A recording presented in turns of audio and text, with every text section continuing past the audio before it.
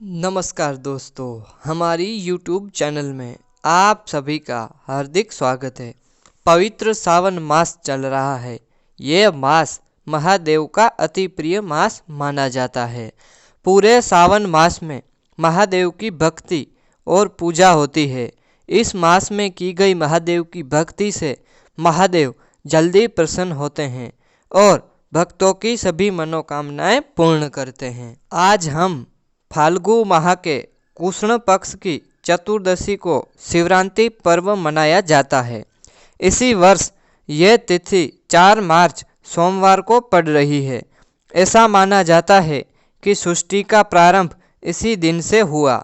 पौराणिक कथाओं के अनुसार इस दिन महादेव के विशाल स्वरूप एक अग्निलिंग के उदय से सृष्टि आरंभ हुई। कई लोग यह मान्यता भी रखते हैं कि इसी दिन भगवान शिव का विवाह देवी पार्वती के साथ हुआ था। हर साल पड़ने वाली 12 शिवरात्रियों में से महाशिवरात्रि सबसे महत्वपूर्ण मानी जाती है। कश्मीर में शैव मत को मानने वाले इस त्यौहार को हर रात्रि और हेराथ या हेरथ के स्वरूप में मानते हैं। पंडित दीपक पांडे के अनुसार इस दिन को शिव सती के मिलन के पर्व के रूप में मनाया जाता है। महाशिवरात्रि पर शिव आराधना और अभिषेक उत्तम फलदायी माना जाता है। शिवरात्रि पर अभिषेक करने का बहुत ही महत्व है। ऐसा करके भक्तजन अपने जीवन में धन लक्ष्मी की स्थिरता, बीमारी से निताज, संतान सुख और कष्टों से छुटकारा पाने के लिए अभिषेक करते हैं।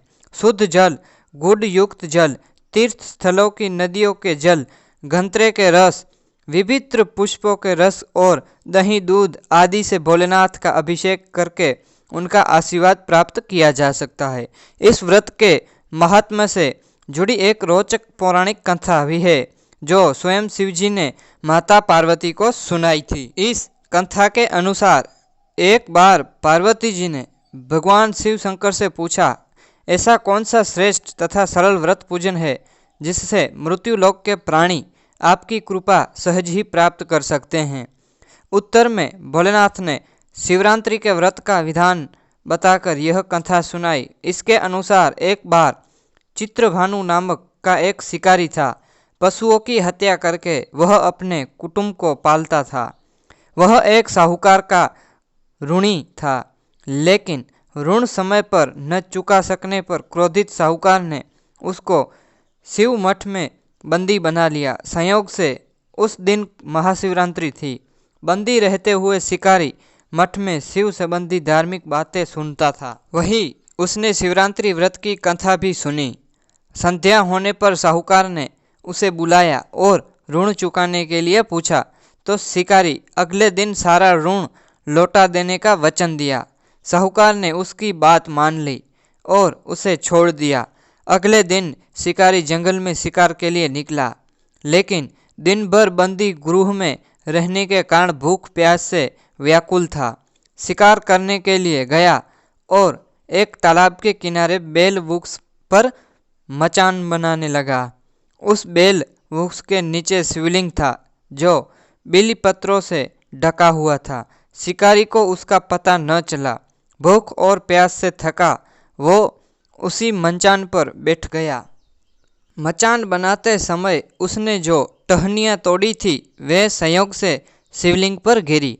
इस प्रकार दिन भर भूखे प्यासे शिकारी का व्रत भी हो गया और शिवलिंग पर बेलपत्र भी चढ़ गए। एक पहर रात्रि बीत जाने पर एक गर्भिणी मुर्गी तालाब पर पानी पीने पहुंची। शिकारी ने धनुष पर तीर चढ़ाकर ज्यों ही प्रत्येचा खींची। मुर्गी बोली, मैं गर्भिणी हूँ, शीघ्र ही प्रवेश करूँगी। तुम एक साथ 2 जीवों की हत्या करोगे, जो ठीक नहीं है। मैं बच्चे को जन्म देकर शीघ्र ही तुम्हारे समक्ष प्रस्तुत हो जाऊँगी, तब मार लेना।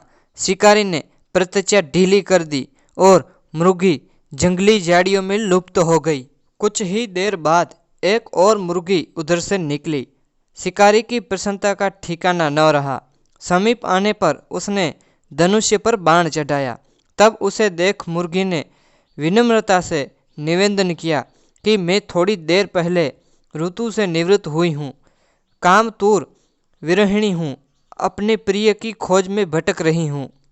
मैं अपने पति से मिलकर शीघ्र ही तुम्हारे पास आ जाऊंगी। शिकारी ने उसे भी जाने दिया। 2 बार शिकार खोकर वह चिंता में पड़ गया। रात्रि का आखिर पहर बीत रहा था, तभी एक अन्य मुर्गी अपने बच्चों के साथ उधर से निकली। शिकारी धनुष्य पर तीर चढ़ाकर छोड़ने ही वाला था कि मुर्गी बोली, मैं इन बच्चों को इनके पिता के हवाले करके लौट आऊंगी, इस समय मुझे मत मारो। शिकारी हंसा और बोला, सामने आए शिकार को छोड़ दूं? मैं ऐसा मूर्ख नहीं। इससे पहले मैं 2 बार अपना शिकार खो चुका हूँ। मेरे बच्चे भूख प्यास से तड़प रहे होंगे। उत्तर में मुर्गी ने फिर कहा, जैसे तुम्हें अपने बच्चों की ममता सता रही है, ठीक वैसे ही मुझे भी इनकी फिक्र है। इसीलिए सिर्फ बच्चों के नाम पर मैं थोड़ी देर के लिए जीवन दान मांग रही हूँ। मेरा विश्वास करो, मैं इन्हें इनके पिता के पास छोड़कर तुरंत लौटने की प्रतिज्ञा करती हूँ। मुर्गी का दीन स्वर सुनकर शिकारी को उस पर दया आ गई। उसने उस मुर्गी को भी जाने दिया। शिकार के अभाव में बेल वृक्ष पर बैठा शिकारी बेल पत्र तोड़ तोड़कर नीचे फेंकता जा रहा था। पौ फटने को हुई तो एक हष्टपुष्ट मुर्ग उसी रास्ते पर आया। शिकारी ने सोच लिया कि इसका शिकार वह अवश्य करेगा। शिकारी की तनी प्रतिज्ञा देखकर मृग विनती स्वर में बोले, भाई, यदि तुमने मुझसे पूर्व आने वाली 3 मुर्गियों तथा छोटे छोटे बच्चों को मार डाला है तो मुझे भी मारने में विलम्ब न करो, ताकि मुझे उनके वियोग में एक क्षण भी दुख न सहना पड़े। मैं उन मुर्गियों का पति हूँ। यदि तुमने उन्हें जीवन दान दिया है तो मुझे भी कुछ क्षण का जीवन देने की कृपा करो।